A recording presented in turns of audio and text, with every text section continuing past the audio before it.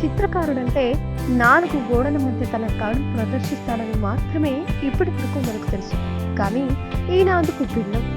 దేశవ్యాప్తంగా ఊరూరా తిరుగుతూ కనిపించిన చారిత్రక, సామాజిక, కులవృత్తి సంబంధ, ప్రకృతి అందాలను లైవ్లో చిత్రీకరిస్తుంటాడు. అందుకే ఈయన విలక్షణమైన చిత్రకారుడు, అవిశ్రాంత యాత్రకుడు, కళ కోసమే జీవించేవాడు, అన్నిటికీ మించి నికార్సైన జన చిత్రకారుడు.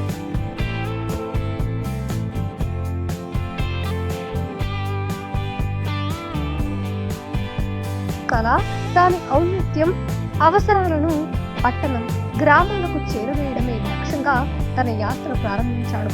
ఇప్పటి వరకు దేశవ్యాప్తంగా తిరుగుతూ 13,000కు పైగా లైవ్ డ్రాయింగ్స్ వేసి అబ్బురపరుస్తున్నాడు పోచం వేల్పుల.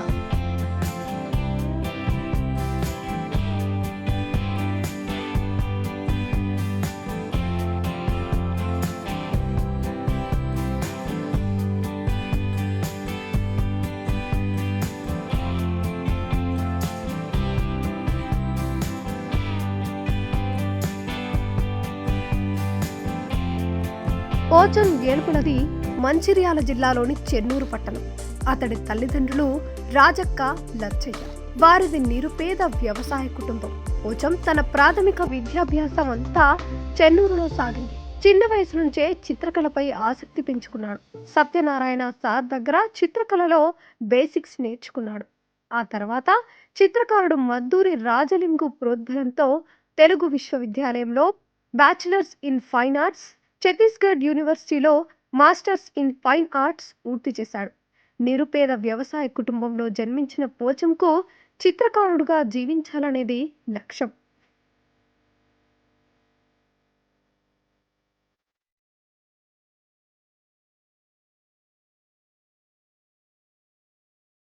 తన కళకు స్థానపెట్టాలని, దాన్ని ఇతరులకు అందించాలనే తపన. కానీ తనది నిరుపేద వ్యవసాయ కుటుంబం కావడంతో ఉద్యోగం చేయక తప్పలేదు. జూబ్లీ హిల్స్లోని ఒక పేరుగాంచిన స్కూల్లో 2 ఏళ్ల పాటు డ్రాయింగ్ టీచర్గా పనిచేశాడు. ఈ సమయంలోనే తను కొన్ని అంశాలను గమనించాడు. గ్రామ స్థాయిలో ప్రజలకు చిత్రకళపై అవగాహన లేకపోవడం, చిత్రకళను చాలా తక్కువ స్థాయిగా పరిగణించడం, అలాగే చిత్రకారులకు కూడా లైవ్ డ్రాయింగ్ ప్రాముఖ్యత తెలియకపోవడం వంటి అంశాలు పోచంను కలిచివేశాయి. ఇవి అతన్ని కుదురుగా ఉండనీయలేదు. దీంతో బాగా ఆలోచించి ఓ నిర్ణయం తీసుకున్నాడు. కశ్మీర్ నుంచి కన్యాకుమారి వరకు కళాయాత్ర చేపట్టాలని సంకల్పించాడు. వెంటనే తన ఉద్యోగానికి రాజీనామా చేశాడు. అతని ఆలోచన విన్న సహోద్యోగులు, స్నేహితులు వెటకారంగా నవ్వుకున్నారు. మంచి ఉద్యోగం వదిలేసి దేశాలు పట్టుకుని తిరుగుతావా అని ఎగతాళి చేశారు. అయినా పోచం వెనకడుగు వేయలేదు. ఒకసారి నిర్ణయం తీసుకున్నాక వెనుదిరిగే ప్రసక్తే లేదని మనసులోనే గట్టిగా అనుకున్నాడు. అలా పోచం డిసెంబర్ 1, 2017న తన కళాయాత్రను ప్రారంభించాడు. కళాయాత్ర లైవ్ డ్రాయింగ్ కాశ్మీర్ నుండి కన్యాకుమారి వరకు వెళ్ళాలనేదే లక్ష్యం. 2017 డిసెంబర్లో స్టార్ట్ చేశాను కళాయాత్ర. భారతదేశంలో ఉన్నటువంటి సంస్కృతి, కట్టుబట్ట ఆచారాలు, కుల వృత్తులు, ఏ రాష్ట్రానికైతే వెళ్తానో అక్కడ ఉన్నటువంటి సమస్యలు కావచ్చు, ప్రతిదీ కూడా లైవ్లో బొమ్మరు లక్ష్యం. 2017 డిసెంబర్ స్టార్ట్ చేసినప్పటికీ 16 రాష్ట్రాలు పూర్తి చేశాను. పంజాబ్, హర్యానా, ఉత్తరప్రదేశ్, మధ్యప్రదేశ్, మహారాష్ట్ర, ఛత్తీస్గఢ్, రాజస్థాన్, గుజరాత్. ఈ యాత్రలో పుట్టినటువంటి సమస్యల పైన కావచ్చు, ప్రతి కూడా బొమ్మ రూపంలో చేయాలని ఒక లక్ష్యం. పోచం వేల్పుల అంటే తను నాకు చాలా కాలంగా తెలుసు. కాలేజీలో చదువుకునే రోజుల నుంచి కూడా తను చాలా మంచి విద్యార్థి. ఆ సమయం నుంచి కూడా తను కళల పట్ల చాలా డెడికేషన్గా వర్క్ చేసేవాడు. చాలామంది ఏం చేస్తారంటే ఫైన్ ఆర్ట్స్ వరకు డ్రాయింగ్స్, పెయింటింగ్స్ ప్రాక్టీస్ చేసి ఆ తర్వాత ఏదో ఒక జాబ్ చూసుకొని లైఫ్ సెటిల్ అయిపోతారు. చాలామంది ఇంకా పెయింటింగ్ని వాళ్ళు చేసామన్న విషయం కూడా మర్చిపోతారు. కానీ పోచం ఒక జాబ్ చేసుకుంటా కూడా తన కళల విస్తృతిని దేశానికి అలాగే ప్రపంచానికి కూడా తెలియజేయటానికి తనకున్నటువంటి జాబ్ని వదిలేసి ప్రతి భారతదేశంలోని ప్రతి పట్టణానికి, ప్రతి పల్లెటూరికి, మారుమూల ఖండాలకు కూడా తను వెళ్తూ అక్కడ లైవ్ డ్రాయింగ్స్ వేస్తూ భారతదేశంలో ఏ మూల ఎటువంటి వాతావరణం, ఎటువంటి ఆచార వ్యవహారాలు సాంస్కృతిక పరంగా ఉన్నాయని తెలియజెప్పడానికి ఆ కళ నేర్చుకోవటం ద్వారా ఉండేటటువంటి మంచి భవిష్యత్తుని తెలియజేస్తూ, అంటే ఆర్ట్‌ని గురించిన అవేర్‌నెస్ పెంచుతూ, అలాగే ఆయా ప్రదేశాల్లో ఉండేటటువంటి ఆహ్, కట్టడాలైతేనేమి, ప్రకృతి అయితేనేమి, ప్రజల యొక్క ఆచార వ్యవహారాలను, కట్టుబాట్లను కూడా తన చిత్ర రూపంలో నిక్షిప్తం చేస్తూ, ఇప్పటికి బహుశా కొన్ని వేల డ్రాయింగ్‌లు, వాటర్ కలర్ పెయింటింగ్స్ చేశాడు. సృష్టిని అనుభూతం చేసుకునే క్రమంలో పోచం అనేక ప్రదేశాలలో తన కళతో విహరించాడు. అస్సాం కాఫీ తోటలు, మకారానా పాలరాయి గనులు, దట్టమైన ఛత్తీస్గఢ్ అడవులు, సోమనాథ్పూర్ గర్భగుడి, బాఘా సరిహద్దు, అరుణాచల్ పర్వత పంక్తులు, రాన్ ఆఫ్ కచ్లోని తెల్లని ఎడారులు, పూరీ సముద్ర తీరాల్లో విహరించాడు. మసి చేసే ఎండల్లో, ఎడతెరిపి లేని వానల్లో, గడ్డకట్టే చలిలో, ప్రవహించే వాగులలో, బురద నేలల్లో, ఇలా అత్యంత క్లిష్ట వాతావరణాల్లో తన కళా ప్రయాణం సాగించాడు. ఒక మనిషి జీవితం మొత్తంలో దర్శించే ప్రదేశాలు, పరిస్థితులను ఈ 3 ఏళ్లలో పోచం అనుభూతి చెందాడు.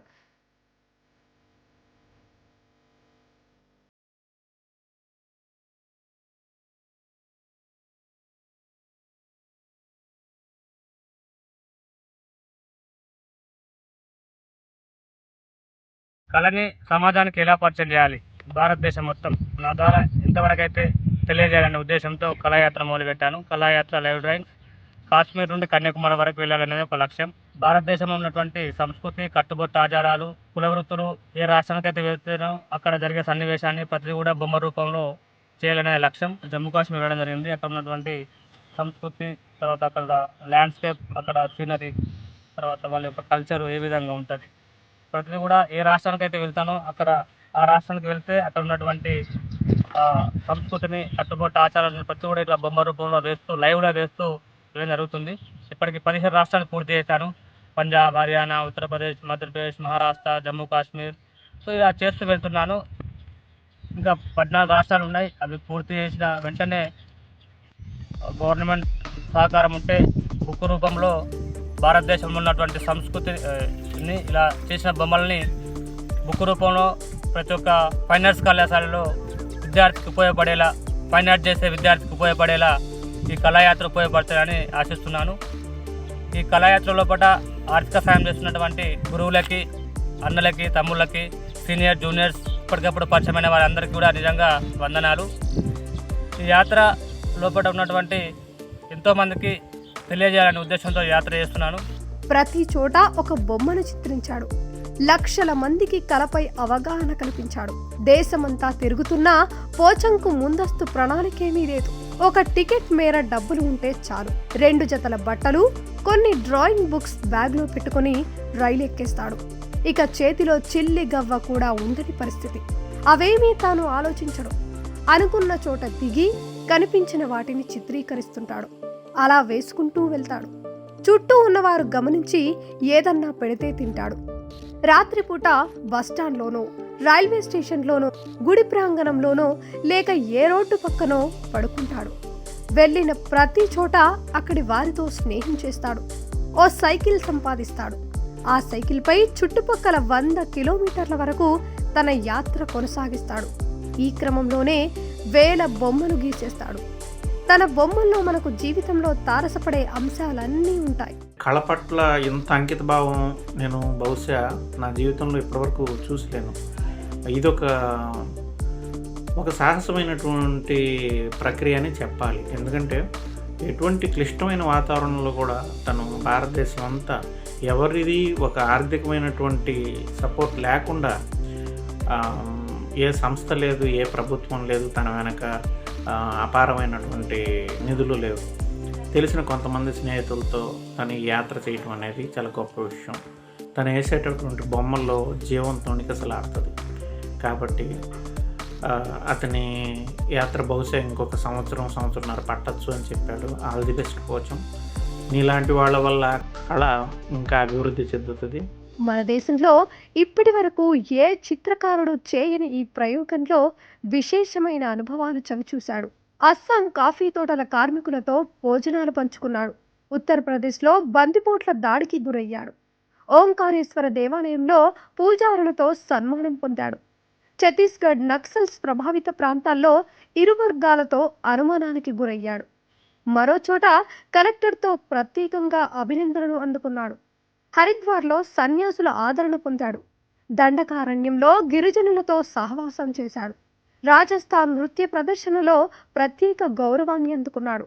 తన యాత్ర విజయవంతం కావాలని అస్సాం పూజారుల ఆశీర్వచనాలు పొందాడు. వాగా సరిహద్దుల్లో మన జవాన్ల మెప్పు పొందాడు.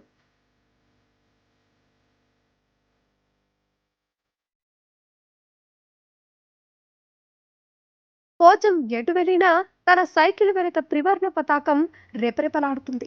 నిండైన తెలంగాణ ఆత్మగౌరవం కనిపిస్తుంది. పరిపూర్ణమైన కళాకారుడిగా ఎక్కడ అలసిపోకుండా ప్రయాణం సాగిస్తుంటాడు. ఇప్పటి వరకు పోచం 16 రాష్ట్రాల్లో తన పర్యటనను పూర్తి చేశాడు. మరో 2 ఏళ్లలో తన యాత్ర పూర్తి కావచ్చని అభిప్రాయపడుతున్నాడు. తన యాత్ర వల్ల ఒక్కో రాష్ట్రం నుంచి ఒక్కొక్క విద్యార్థి చిత్రకారుడైనా తన ప్రయత్నం విజయవంతమైనట్లే అని పోచం సగర్వంగా చెప్తున్నాడు.